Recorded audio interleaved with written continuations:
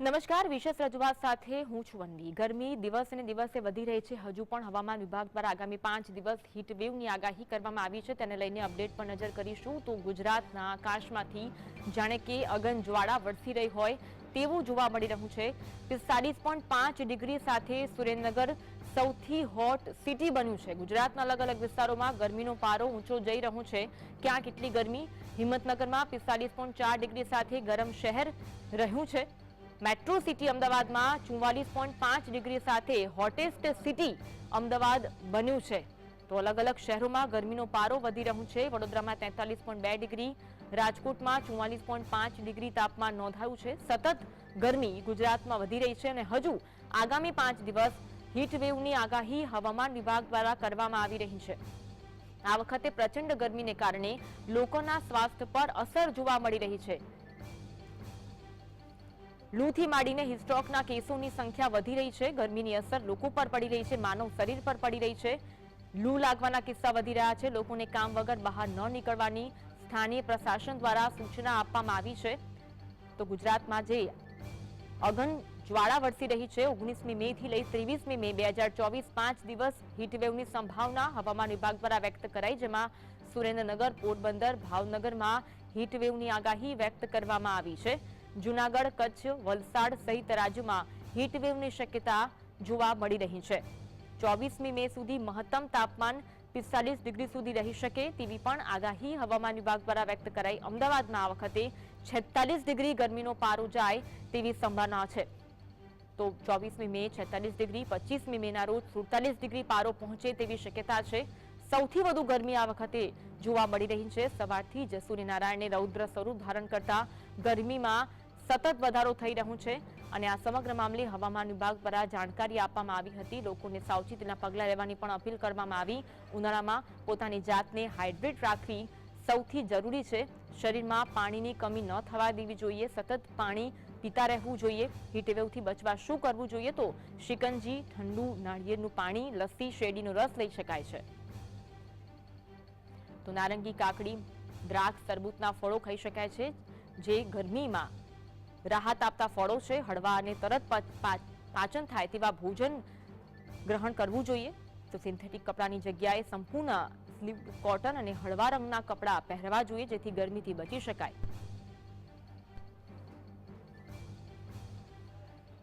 તો આકાશમાંથી અગનજ્વાળા વરસતા હવે ગુજરાત ગરમીમાં શેકાયું છે। આ વખતે રેકોર્ડ બ્રેક ગરમી પડી રહી છે, જેને કારણે લોકોને પ્રચંડ ગરમીનો સામનો કરવો પડી રહ્યો છે।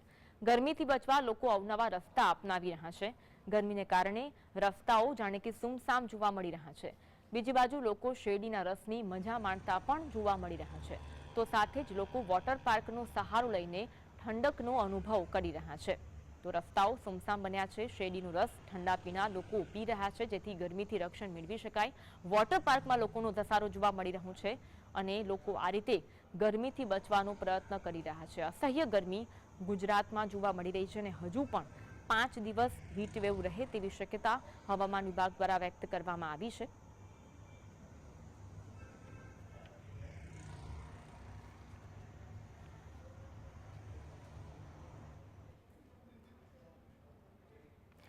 તો ગરમીનો પારો સતત વધી રહ્યો છે। સાથે સાથે જે રોગો થઈ રહ્યા છે તેના કિસ્સા એટલે કે હીટસ્ટ્રોક જોવા મળી રહ્યું છે, લૂ લાગવાના કિસ્સા વધી રહ્યા છે। ગરમીના કારણે માનવ શરીર પર અસર થઈ રહી છે અને ગરમીથી બચવા માટે શું કરવું જોઈએ, કેવા કપડાં પહેરવા જોઈએ, કયા કયા ભોજન આરોગવા જોઈએ જેના કારણે ગરમીથી રાહત મળી શકે, આ સમગ્ર મામલે ચર્ચા કરીશું।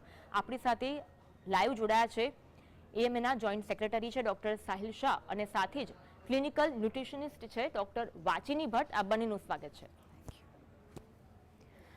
ડોક્ટર સાહિલ, પહેલો સવાલ આપને, જે રીતે ગરમી અસહ્ય પડી રહી છે, હજુ તો 5 દિવસ હીટવેવની આગાહી હવામાન વિભાગ દ્વારા કરવામાં આવી છે, માનવ શરીર પર તેની કેવી અસર જોવા મળી રહી છે? આપણે સૌ કોઈ જાણીએ છીએ કે સમગ્ર ભારત અને સમગ્ર ગુજરાતમાં અત્યારે હીટ વેવ ચાલી રહી છે અને અત્યારે આપણે જોવા જઈએ તો પારો 40 થી 45 ડિગ્રીની વચ્ચે રહી રહ્યો છે।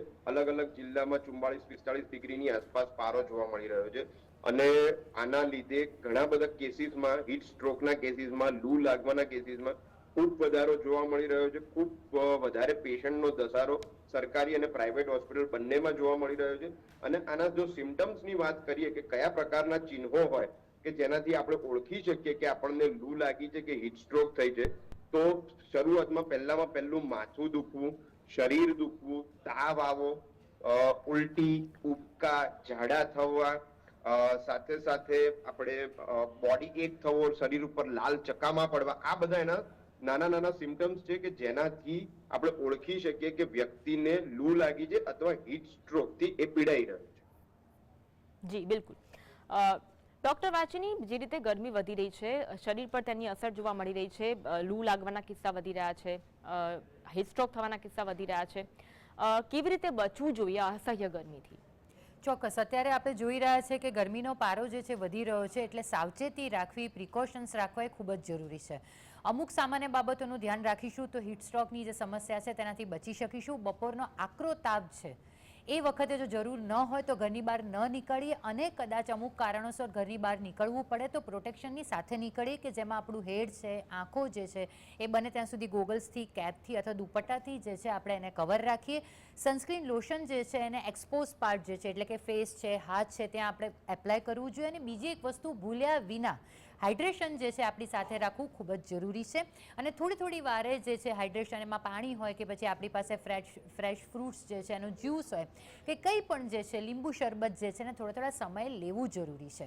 હીટ સ્ટ્રોક જે છે એટલા માટે થાય છે કે જ્યારે તમે પૂરતા પ્રમાણમાં હાઇડ્રેશન નથી લેતા, ગરમીમાં તમે કોઈ પણ પ્રિકોશન્સ વિના બહાર નીકળો છો, અને ત્યારે જે બોડીની અંદરની મિકેનિઝમ જે છે એ બહારના વાતાવરણ સાથે કોપઅપ ના થાય, પસીનો ના થાય અને બોડીની અંદરનું ટેમ્પરેચર વધતું જાય તો પછી હીટ સ્ટ્રોક થવાના ચાન્સીસ રહે છે. એટલે થોડાક પ્રિકોશન્સ રાખીશું તો 100% જે છે લૂ લાગવાની સમસ્યામાંથી પણ બચી શકીશું. જી ડોક્ટર સાહિલ, લૂ લાગવાના કિસ્સા વધી રહ્યા છે. લૂ લાગે ત્યારે તેના લક્ષણો કેવા જોવા મળતા હોય છે અને પ્રાથમિક સારવાર કેવી રીતે આપી શકાય? જી બેન, મેં હમણાં જેમ આગળ જણાવ્યું કે એના જે લક્ષણોની જે વાત કરીએ તો વ્યક્તિના શરીરમાં જ્યારે ટેમ્પરેચર 40 ડિગ્રી સેલ્સિયસ અથવા 104 ડિગ્રી ફેરનહાઇટ થી વધી જાય અને આપણને શરીરમાં ગરમીના સ્વરૂપે જેમ ચિહ્નો જે તમને કહું છું કે માથું દુખવું, શરીર દુખવું, તાવ આવો, સાથે સાથે શરીર ઉપર લાલ ચકામા પડવા, સિવિયર વોમિટિંગ છે, ડાયરિયા એટલે કે ઝાડા થવા, આ એના લક્ષણો છે. અને જ્યારે પણ કોઈ પણ વ્યક્તિને આવા લક્ષણ જોવા મળે તો તાત્કાલિક એને પહેલું ઠંડી વાળી જગ્યાએ લઈ જવું પડે.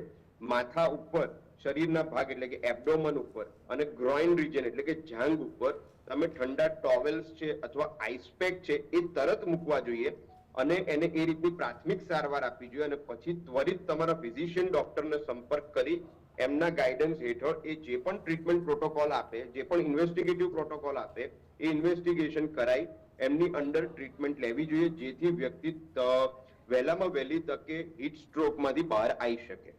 ઓકે ડોક્ટર વાચીની, ખોરાકમાં કઈ કઈ બાબતોનું ધ્યાન રાખવું જોઈએ, કેવા ફળ લેવા જોઈએ? ચોક્કસ, ઉનાળાની જ્યારે પણ વાત કરીએ તો વિન્ટર સિઝનની કમ્પેરિઝનમાં સમરમાં ડાયજેશન જે છે થોડુંક સ્લો હોય છે, માટે બને ત્યાં સુધી ધ્યાન રાખવું કે ઉનાળામાં ઇઝીલી પચી જાય તેવા પ્રકારનું ડાયટ લેવું જરૂરી છે. એમાં પણ લિક્વિડ ડાયટ જે છે જો આપણે એને પૂરતા પ્રમાણમાં લઈએ તો હાઇડ્રેશન પણ સચવાઈ રહે છે, ન્યુટ્રિયન્ટ્સ પણ મળી રહે છે અને પચવામાં પણ સરળ હોય છે. હવે ઉનાળામાં શાકભાજી અને ફળની વાત કરીએ તો 100% કોઈ પણ ઋતુમાં જે છે સિઝનલ ફ્રૂટ્સ અને વેજીટેબલ લેવા જરૂરી છે. ઉનાળામાં બને તેટલું બોડીને હાઇડ્રેટેડ રાખવાનું છે, માટે જે વોટર કન્ટેનિંગ જે ફ્રૂટ્સ અને વેજીટેબલ્સ છે જેમાં વોટર કન્ટેન્ટ વધારે છે તેવા ફળો અને શાકભાજી લેવા જોઈએ.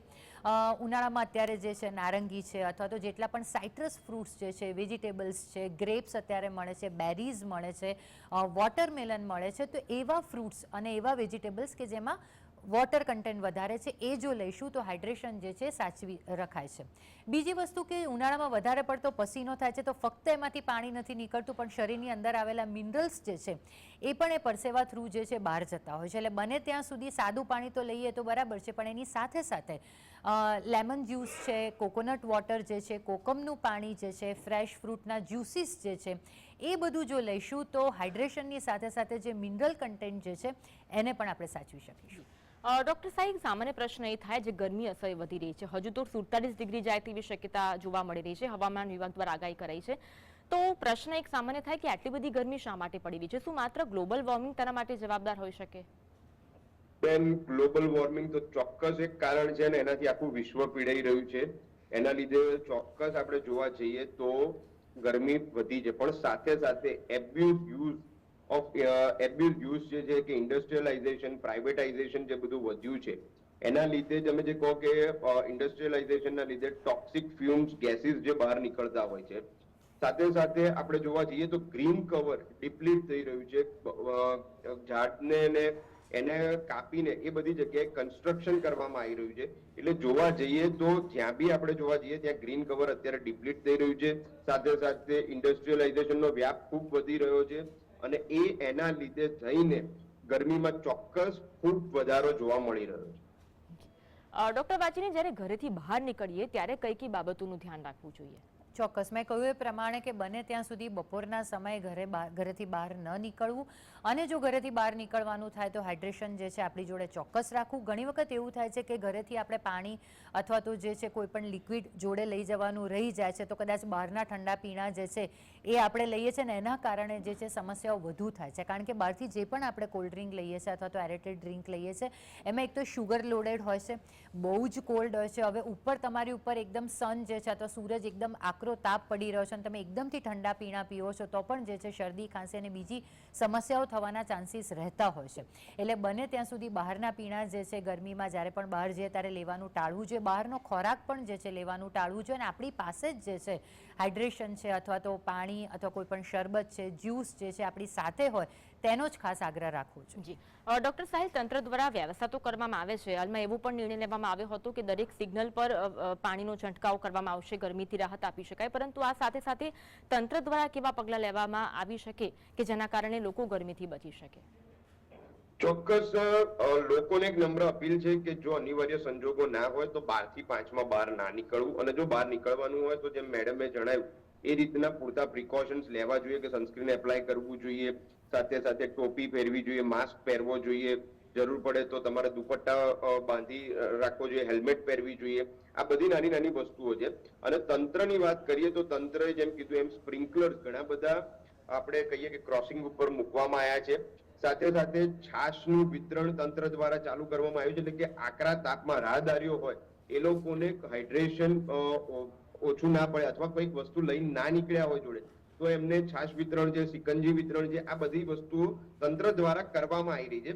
અને લોકોને નમ્ર અપીલ છે કે તેમની સાથે પાણીની બોટલ ચોક્કસ એક કેરી કરે, એટલે કે થોડા સમય અંતરે લોકો પાણી પીવાનું ચાલુ રાખે.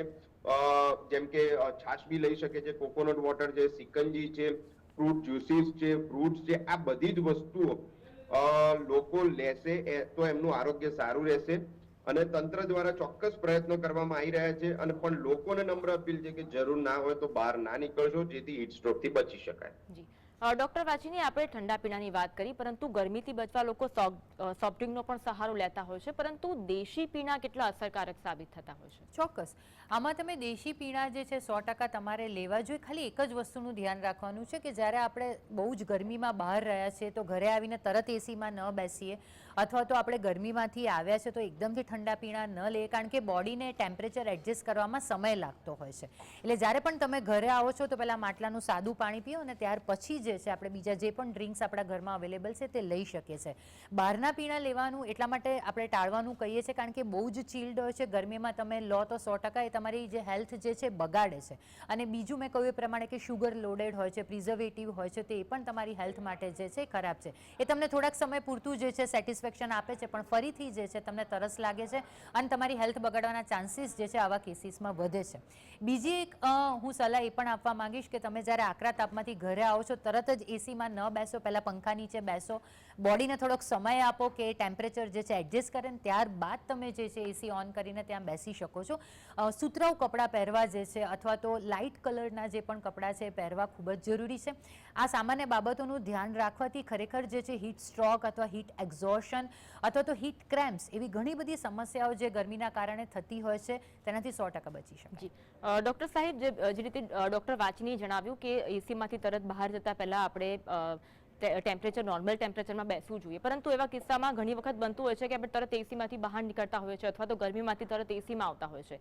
આ સાથે સાથે ઘણા એવા લોકો જોબ કરતા હોય છે જે સતત બહાર ફરતા હોય છે, ગરમીમાં ફરતા હોય છે, તો તેવા લોકોએ કેવી રીતે તકેદારી રાખવી જોઈએ?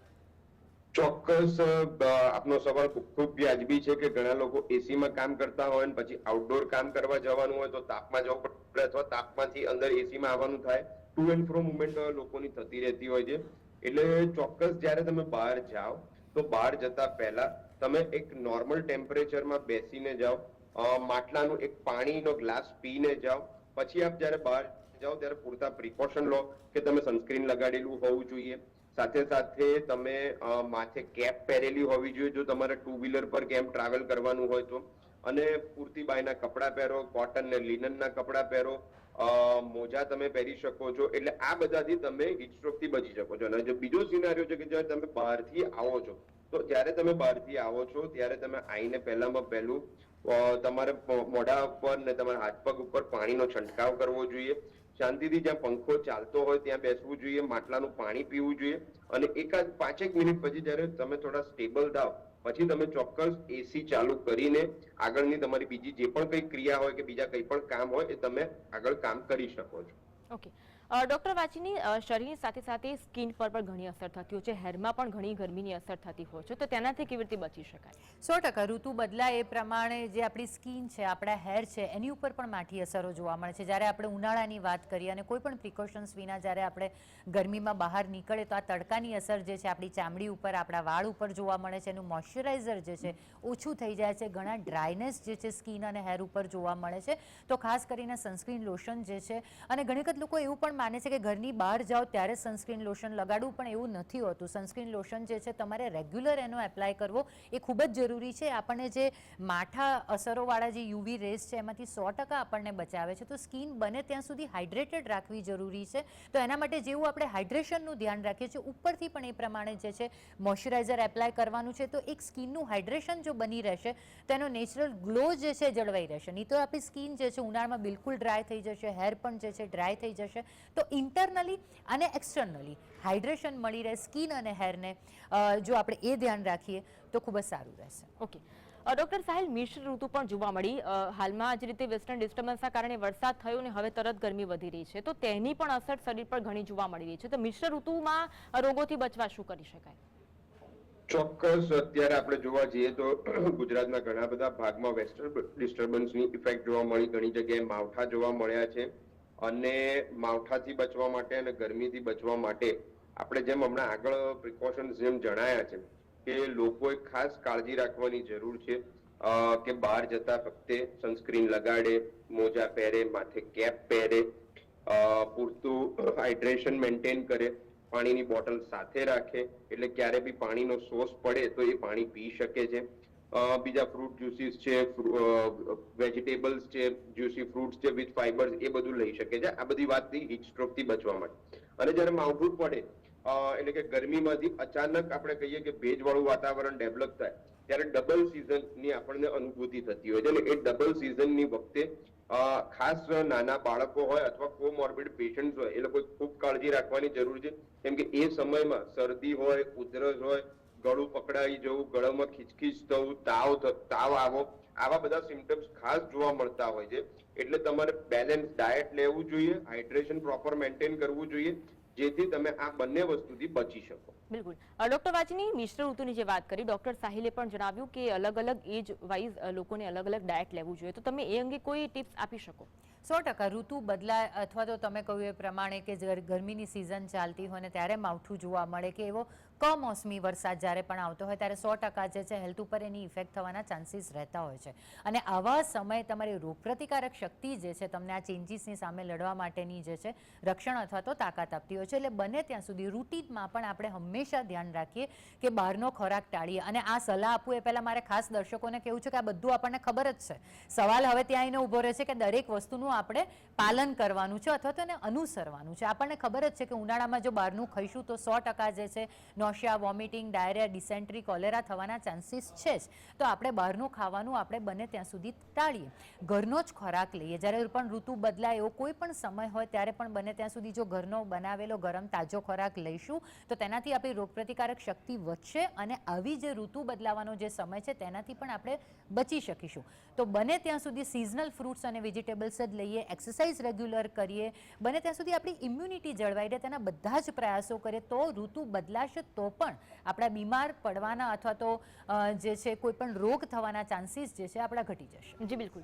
ડોક્ટર સાહેબ, ગરમી વધી રહી છે આટલા સમયમાં, છેલ્લા 3-4 દિવસમાં આપના રોગના પ્રમાણમાં વધારો થઈ રહ્યો છે, તો કિસ્સા વધી રહ્યા હોય કયા કયા આધારો, કે ઝાડા ઉલટી છે કે હિસ્ટ્રોક છે, કિસ્સાઓ કેટલા જોવા મળી રહ્યા છે વધારે? ડોક્ટર સાહેબ, આપને અવાજ આવી રહ્યો છે? લાગે છે તેમને અવાજ નથી પહોંચી રહ્યો. ડોક્ટર વાચીની આપને પૂછીશ, જે રીતે વાત કરી ડોક્ટર સાહિલે કે રોગોના કિસ્સાઓ વધી રહ્યા છે, ખાસ કરી આ બધા રોગોથી બચવા માટે કેવું ડાયટ ફોલો કરવું જોઈએ? ચોક્કસ. સૌથી પહેલા તો તમે આગળનો જે પ્રશ્ન હતો કે આપની પાસે આવું ડોક્ટર સાહેબ. જી ડોક્ટર. સોરી, જી આપની પાસે આવું છું.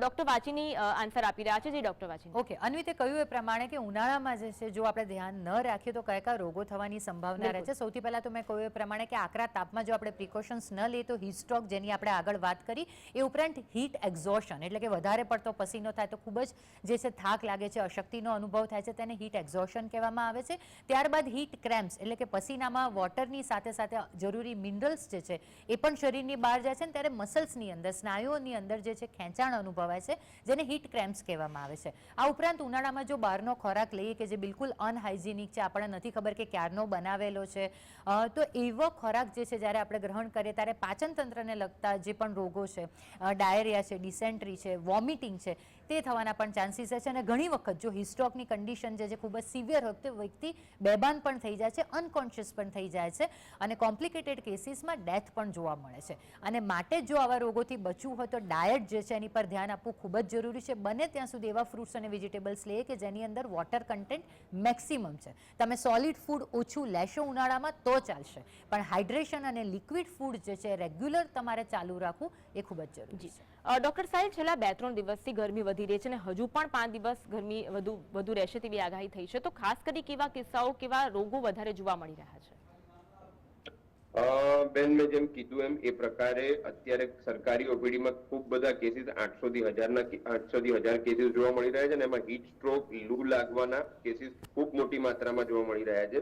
અને એમાં અલગ અલગ પ્રેઝન્ટેશનથી લોકો પ્રેઝન્ટ થઈ રહ્યા છે, જેમ કે ઘણાને ડાયરિયા થયા હોય, વોમિટિંગના કેસીસ હોય, ઘણાને શરીર દુખવું, માથું દુખવું, શરીર ઉપર લાલ ચકામાં પડી જવા, ડાયરિયા થવું કે ડિસેન્ટ્રી થવું, કોલેરા, જે પાણીજન્ય રોગ આપણે જે કહી શકીએ ઘણા ખરા, એવા બધા બી રોગ અત્યારે જોવા મળી રહ્યા છે. અને ખૂબ જે સ્ટ્રાઇકિંગ કહીએ ફીચર છે, એમાં સૌથી બધાને કોમન ફીચર જે છે કે એમાં હાઈ ગ્રેડ ફીવર આવો, ખૂબ અત્યારે સ્પાઇક સાથે ફીવર આવતો હોય એવા કેસીસ અત્યારે ખૂબ મોટી માત્રામાં જોવા મળી રહ્યા છે. ઓકે ડોક્ટર વાચીની, કઈ ટિપ્સ તમે દર્શકોને આપવા માંગશો આ ગરમીથી બચવા માટે?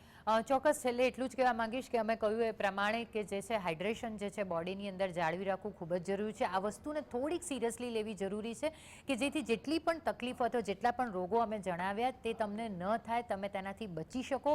ગરમીમાં બહાર નીકળવાનું થાય તો બધા જ પ્રિકોશન્સ અને પાણીની બોટલ તમારી પાસે ખાસ હોય. અને બીજું, ગમે તેટલા તમે કામકાજમાં પરોવાયેલા હો પણ સમયાંતરે જે છે તમારે પાણી પીવું, બોડીને હાઇડ્રેટેડ રાખવું એ ખૂબ જ જરૂરી છે. ડોક્ટર સાહિલા, આપ શું ટિપ્સ આપવા માંગશો દર્શકોને? જી બેન, ઇન શોર્ટ આપણે સમરાઇઝ કરીએ તો લોકોને નમ્ર અપીલ છે કે જરૂર ના હોય તો 12 થી 5 માં બહાર ના નીકળે, કોટન ને લિનનના કપડા પહેરે, પૂરતા પ્રિકોશન્સ જેમ કે સનસ્ક્રીન છે, ગોગલ્સ છે, જો બહાર જવાનું થાય તો આ બધું પહેરીને નીકળે.